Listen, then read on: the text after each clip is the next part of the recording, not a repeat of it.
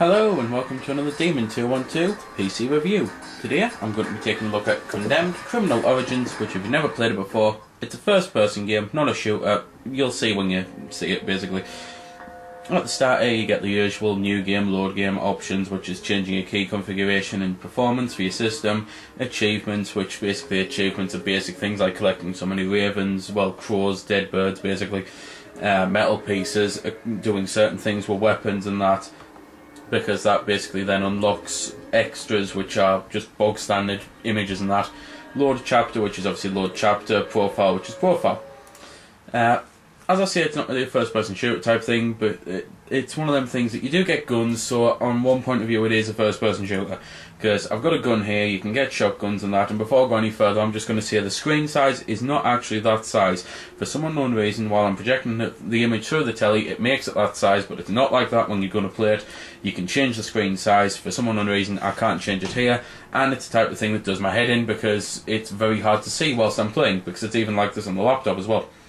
But anyway, as I was saying, you can get guns and that, and you can get bog standard guns, you can get shotguns and stuff like that, but you can't actually get much ammo for them. You don't get much when you get them. You can't stock up on ammo, you can't siphon ammo off from other guns to put it into new guns, you can't do this, that and the other with it, because it is basically designed, the gameplay, for melee combat. So you can get things like 2x4s, 2x4s with nails, 2x4s with little rods in them or something like that. You can get pipes, you can get electric conduits, you can get fire axes, which are very cool and they help you cut through doors. You can get sledgehammers, stuff like that. It's also not exactly a very actiony game. There's not tons of things going on in it. It's very slow paced and, well, I don't really want to say chilled and relaxed because it's not, but it's very slow paced and chilled out and that. There's not much to do because the whole point is you're hunting like a criminal, and there's loads of other crackheads and that getting in your way, which are the people that you have to kill, and you also have to like do some forensic stuff. So I'll cut to show the forensic stuff because it's one of them things that I know many people disliked it because it was too basic, etc, etc. I'll get onto that when I get onto it. But it's basically, as I say, you're going to be going around hunting enemies and that, and the game is scary as hell. It's one of these things where if you're easily scared you want to turn away, because I've only ever been scared by 3 games. Resident Evil when I was about 9, Silent Hill when I was about 12, and this when I was 18. It terrified the life out of me. It is just so scary, it's unbelievable. There's something about it. I think it's mainly because it's not monsters and that jumping out at you, it's other humans, and as a human being it's the type of thing that you know that other human beings are pretty much the scariest thing on the planet really. You've got all these dark atmospheres and that, you can't really see what the hell's going on, what's coming, who's coming next and stuff like that. There's a level in a department store where all the enemies are dressed as mannequins, so you never know when you're going to be jumped because there's mannequins all over the place and some are just mannequins and that. It's absolutely brilliant with how it scares you, and I actually really like that about the game because, as I say, I've only ever been scared by a couple of games, so for this to scare us like it did, it was pretty much like a new experience and I really enjoyed it. You've got your health in the top left corner, and basically med packs are all over the place, you have to watch out for them. You've got just underneath that your stamina, which means that obviously you can't just run like hell. Bottom right is basically for notes and forensic things. It'll show up more when I'm doing the forensic part. You can also get a stun gun, which basically the stun gun, you shoot it at enemies. It's I can't remember what it's actually called, not taser, it's the other one. It might just be a stun gun, but there might be a different name for it that I've heard. And it basically fires out these things at the enemies, stuns them a bit so you can kick the crap out of them with your whatever weapon it is you've got and stuff like that. But anyway, I'll go into the forensics now. So this is basically the first forensics part because I've done the first one because they're kind of like puzzles and I don't really want to spoil anything. The whole point is you get several items to use. You can get digital camera, this 3D image analyzer, you can get this thing that smells things for you basically, that smells rotting flesh. You can get your standard UV light and laser sight type thing, which are the two that I'm going to be using today. The voice acting on the game's not half bad. It's not exactly the greatest, but it's not bad, and the characters that you're going to be interacting with at least are decent. There's no music or anything, so obviously the game type it is, and graphically it looks amazing if you can still run it on full specs and that. So anyway, as I was saying, bottom right does light up a bit more for the forensics part, and the reason people don't like this is that it was very basic for the first game. You basically have to ready your tool, that you then push the same button again, you then like zoom in a bit and like take a picture when it says to. That's literally all there is to it. The other device is practically identical. It's the type of thing that obviously that you couldn't just use a UV light for both jobs, but it's the same at the same time you think, why bother having two different tools when they work the exact same way?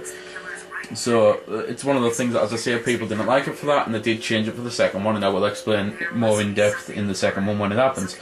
But there's pretty much nothing else left really to say, so I might as well show off some of the melee weapons and that. These, to be fair, are important. They're the flashbacks of the story. Basically, you keep seeing what the killer done in that, and I don't really want to say too much as to why you're seeing them. It's explained through the game. You'll just have to trust me with that to keep this spoiler free. And the game ends in two different ways depending on whether or not you're a good guy or a bad guy by the end of the game, because of like you basically kind of have a descent into madness and stuff like that. And there's 10 chapters overall, so plenty to do because each of the chapters is a good length as well. But as I say, I'm going to cut into the melee weapons just to show them off a bit. So this is basically the fire axe, and as I say, the fire axe is the most useful because you can cut into things, you can cut into the doors and that. But unfortunately this door's pretty useless because it's just there for an achievement and that to view a TV. Wow. The whole point is though, you will get these every now and then when you need to cut through doors, obviously. And it's the type of thing that I ended up fighting the end boss with as well, because I just love the fire axe. It's easily my favourite weapon on the game because it's the most powerful on that.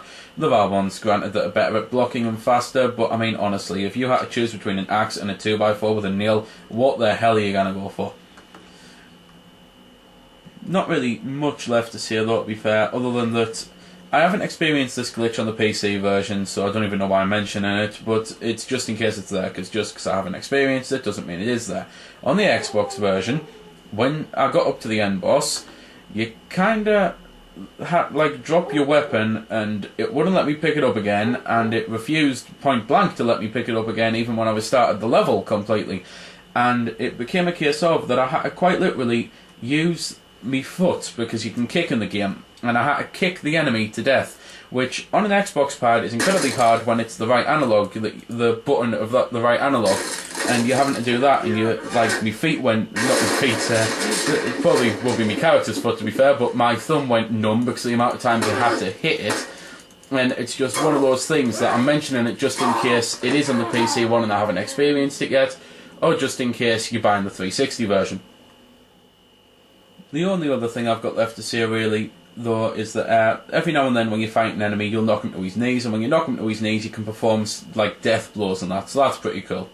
And as the message has just popped up there, whenever you find another weapon, in case you haven't spotted it already, I don't know if bits like that have been cut from the review, but whenever you find another melee weapon, or even a shotgun or something like that, it comes up the strengths and weaknesses of it compared to the weapon that you're currently using. So it's the type of thing where you're not just guessing which is going to be better, it does actually show you which is better. So I like that about the game. So there we go then, that's been the review. I hope you've enjoyed it, or at least found it helpful. You might have noticed I didn't score the game. Well, that's because it's a matter of personal opinion, and yours may very well differ from my own. I'm just here to show you a bit about the game. If you like it or not, well, that's up to you. If you don't like it, or you do like it, feel free to comment. Also, if I haven't answered any of your questions that you may have had, I might have forgot something, or it might just be something obscure. Again, feel free to comment, ask, always willing to help out. Otherwise, if you don't like commenting on YouTube, head over to www.vc-forums.com, where you can chat with me and a bunch of other lads who love the VC, the WiiWare, and hell, even a lot of other systems. We cater to pretty much everything. You can just go there, have a chat about a game, ask about some games, etc. So until next time, this has been Demon212, signing off.